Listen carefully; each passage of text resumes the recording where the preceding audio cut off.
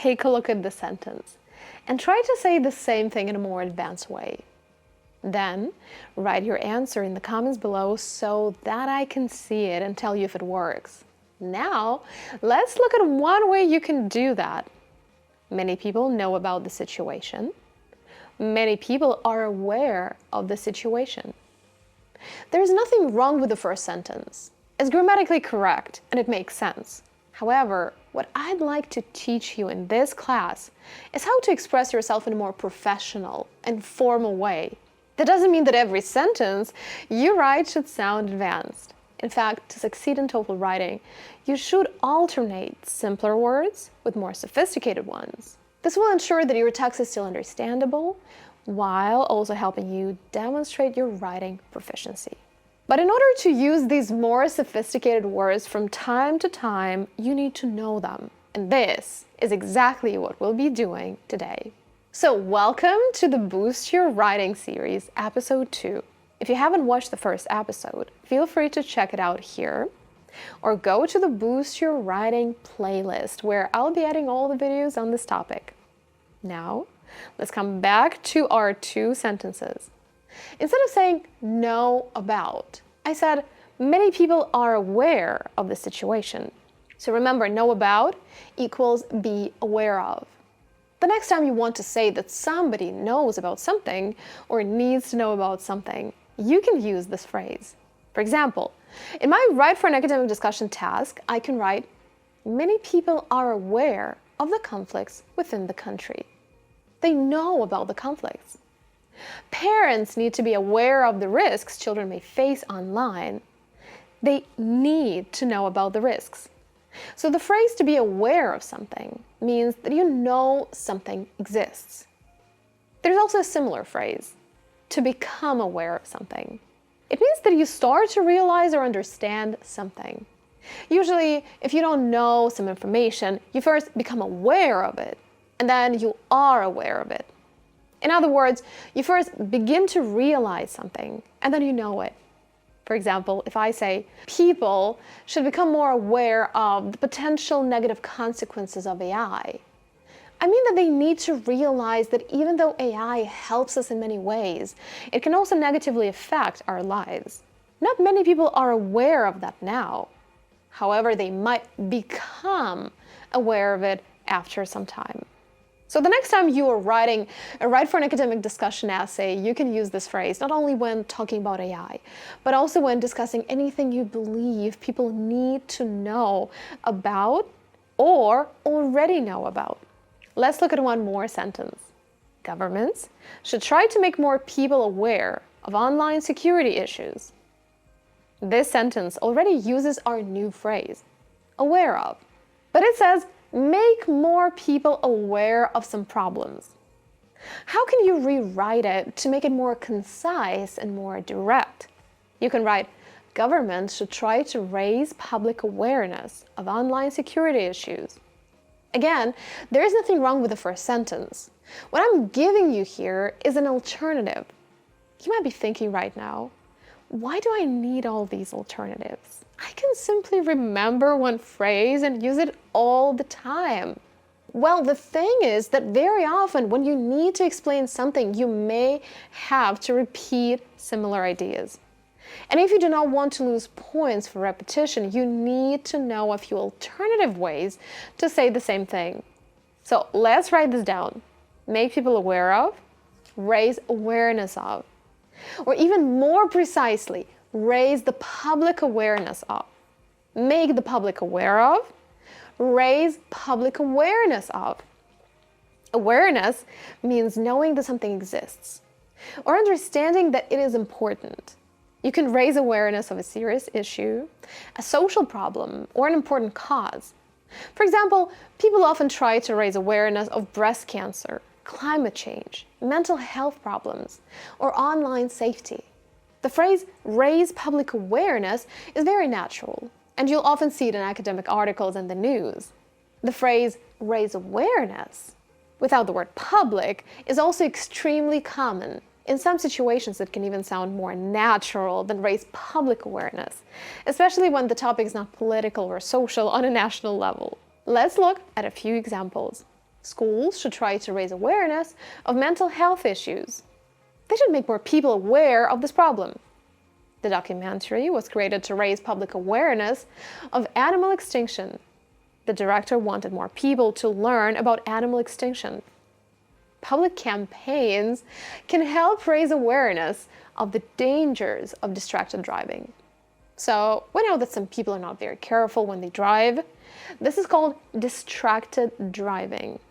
It means that a person may be listening to music, talking on the phone, checking messages, or simply not paying enough attention to the road. If we want people to understand the possible dangers, we can organize public campaigns. In this way, we can raise public awareness of this issue. Let's look at one more sentence. This project helps bring attention to plastic pollution. The phrase "to bring attention to a certain problem, field, or area" is already great. But how can we replace it? We can say, this project helps promote awareness of plastic pollution. As you can see, the first part of this lesson is all about different forms of the adjective aware. If you bring attention to a problem, you also promote awareness of this problem. For example, the political campaign aims to promote awareness of climate change. A good collocation here is to aim to promote awareness of something. It means that your goal or plan is to make more people aware of the problem. Here is another example.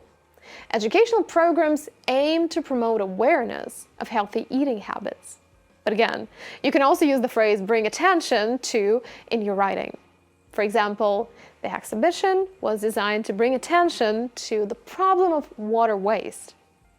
This means that it aimed to make more people aware of this problem. So when something is your goal, you can say that you aim to do something, or that something is aimed at doing something. For example, this initiative is aimed at reducing air pollution. The government aims to reduce air pollution in the city. Let's recap. If you want to say that more people should learn about a problem or pay attention to it, you can use these phrases. Raise awareness of something, bring attention to something, promote awareness of something, and draw attention to something.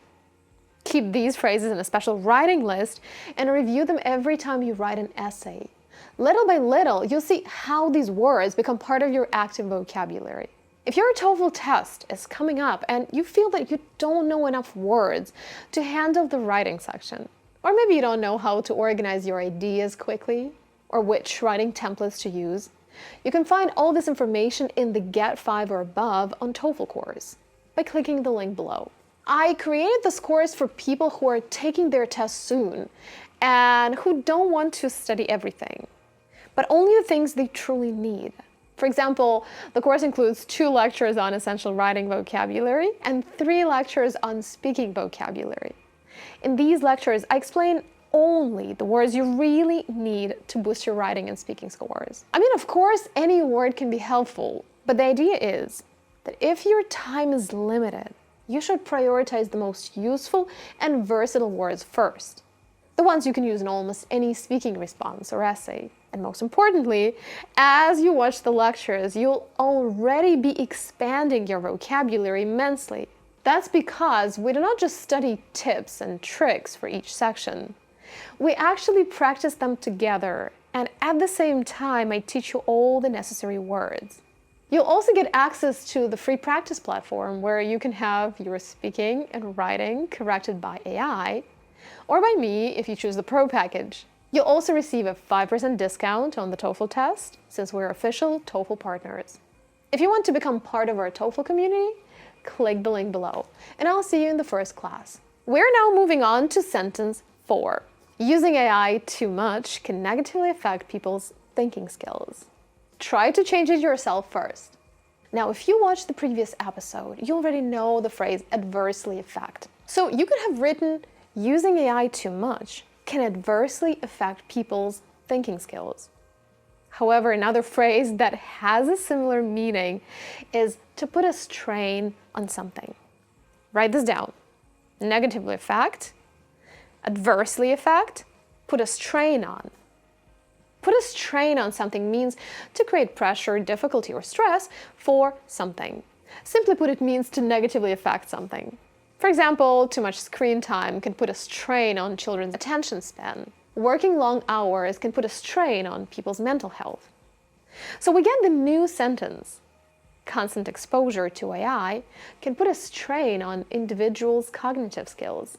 Let's look at the other words I changed. People, individuals. Exposure. Exposure is another great word. If someone or something is placed in an environment where they experience the effect of something, we can call this exposure. For example, exposure to sun and rain can cause wood to turn gray. In schools, students are given exposure to the basic principles of math, science, and language. So constant exposure to AI means using AI too much or being surrounded by it all the time. Again, there is nothing wrong with AI. Problems may appear only when people overuse it. The reason I'm giving you many examples with AI today is that the new TOEFL topics often focus on the subject, so it's useful to know what to say. Constant, happening all the time. Now let's look at another change. Thinking skills. Cognitive skills. You can use the word cognitive for anything related to thinking, learning, understanding, or the brain. And to be honest, this idea is quite true. If you use AI all the time, or if you have constant exposure to AI, your brain may stop working as actively on its own. I've seen this with many students preparing for the TOEFL test, job interviews, or simply studying English. If you use AI to help yourself understand certain topics, that is great. But if you rely on it for everything, correcting your essays, grading your performance, explaining new vocabulary, you may end up spending a lot of time without actually learning much. I don't know if you've noticed this, but even when you ask ChatGPT to explain a new word for some reason, your brain may not retain it, and you may soon forget it. Again, I'm not saying that everybody has this experience. I'm just sharing what I've noticed in the people I work with. So, if you want to discuss people's thinking skills, you can use these phrases: people's cognitive skills, people's ability to think independently, mental effort, critical thinking skills. I could have also written excessive reliance on AI can weaken people's ability to think independently. Excessive equals too much. Now, let's look at sentence 5. When resources are limited, governments may try to ensure stability by limiting access to some goods and services. A more advanced version could be, when resources are scarce, the authorities may try to maintain stability by restricting access to certain goods or services. Let's break it down. Limited equals scarce. Restrict, limit.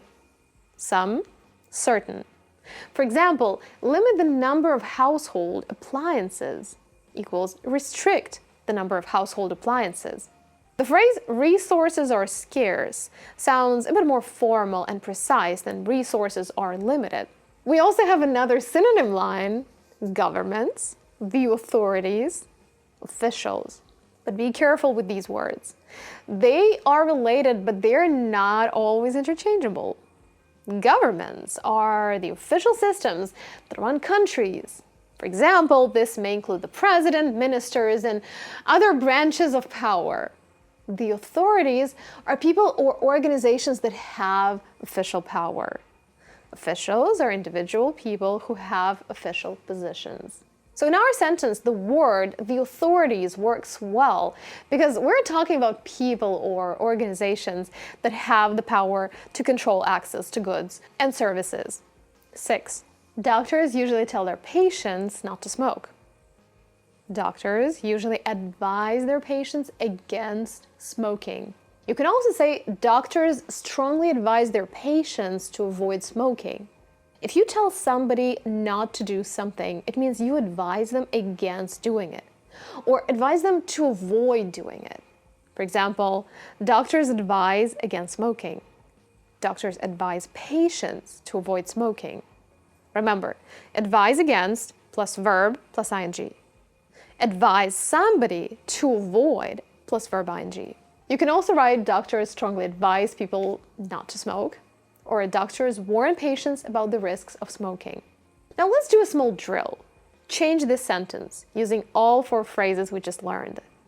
Teachers usually tell their students not to cheat on exams.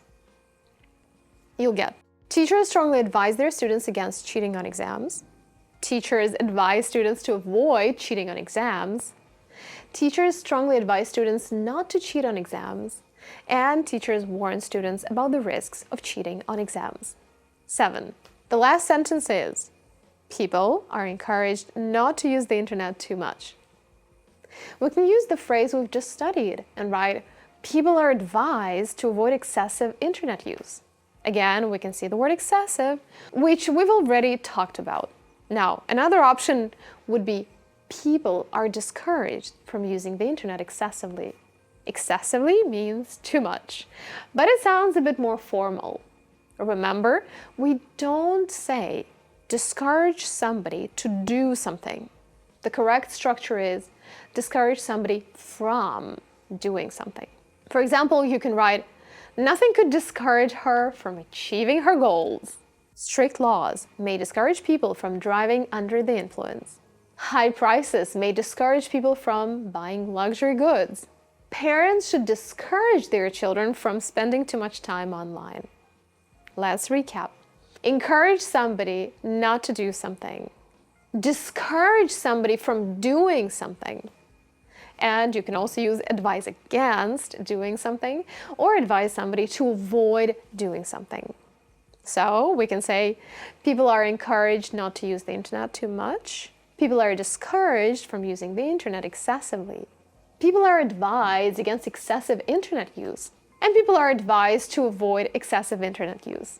That brings us to the end of today's video. Thank you so much for watching all the way to the end. I hope you feel more confident about the TOEFL writing section now. I wish you the best of luck with your preparation, and I hope you achieve a stellar TOEFL score.